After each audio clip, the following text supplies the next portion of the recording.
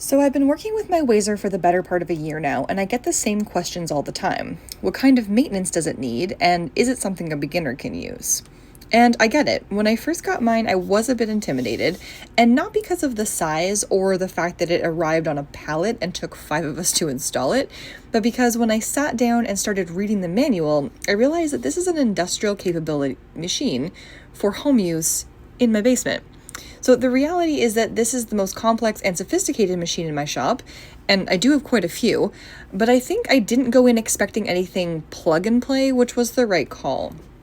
The Wazer website does have a lot of resources, and the more I read about it before I started working with it, the more I chilled out and played with it. And now that I've run into basically every scenario and maintenance need that it has, I'm ready to talk about it. So first of all, there's maintenance that you're supposed to regularly do, and then maintenance that you have to do when you don't do the regular maintenance. And I'm especially good at finding out what happens when I get lazy about the routine stuff. For example, these are the grit collection baskets. As the Wazer cuts, it feeds water and grit out of the grit hopper into a jet that cuts the material. The grit then sinks through the cut bed into the tank and gets sucked up and deposited into the baskets. After each cutting, or before, either really, or both, the machine actually gives you a readout reminder.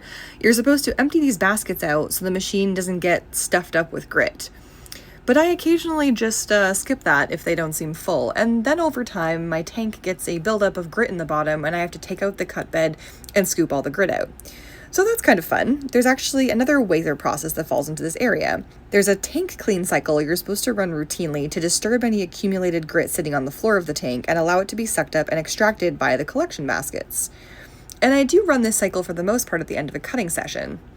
But I occasionally just forget that. And then over time, my tank gets a buildup of grit in the bottom and I have to take out the cut bed and scoop all the grit out. And while there's an expectation of doing this from time to time with the Wazer, like you're not expected to just never have to empty the tank, I'm fairly certain that with mine, I'm doing and not doing the right precautions to prevent it from happening a lot more than it is. And the next routine thing you need to do is open the back of the tank and pull out these magnetic filters. They're actually super easy to remove, and they're basically just a fine mesh that seems to prevent any of the dusty debris from cutting residue to getting into the pump system. They're also really easy to clean. They just come apart, and then aside from scrubbing the strong magnet, they're pretty much just a rinse out situation. And I would say I was doing this regularly enough. However, I recently ran into an issue where the entire Wazer wouldn't turn on due to a pump problem that was likely caused by my neglect here because they were almost entirely black when I pulled them out. Unfortunately, these impeller things installed behind the Wazer as part of the connection between the tank and the pump on the ground down here stopped functioning, and I needed to replace them. And after I got that part and installed it, the machine worked perfectly. So I could be better. And this issue was actually really fun to troubleshoot because I got to detach my pump hose and shoot water through everything and give it a good clean out.